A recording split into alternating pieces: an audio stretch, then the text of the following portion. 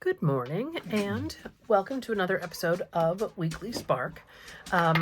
This might look familiar if you tuned in last week, that this is the final snake page that I'm doing, and I just didn't get it done.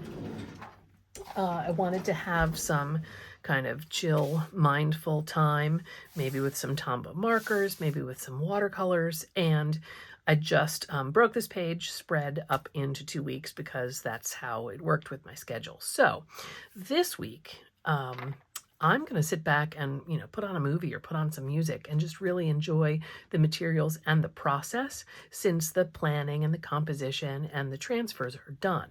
So I invite you to sit back and watch and enjoy. But before we get started on that, I will also invite you to like the channel, to subscribe, to give it a thumbs up, and to definitely, mark your calendars for Wednesdays when the next Weekly Spark will come out. Next week, we'll start May, and we'll be working with a different animal theme as our inspiration. So also stay tuned for a video about that, about the folklore, like I have been doing at the start of the month. So settle in. I'm going to play with color. I'm going to play with some materials. I'm going to be using these Liquitex acrylic inks. It's a muted color palette, and I haven't hardly used them at all, but I really love the jewel tones and the mutedness of them. So I'm going to use those for the background and play with diluting them a little bit with water and kind of see what the colors are. So I'll swatch them first and then test them out on this page. So subscribe, thumbs up, stay tuned, sit back and enjoy watching this page unfold.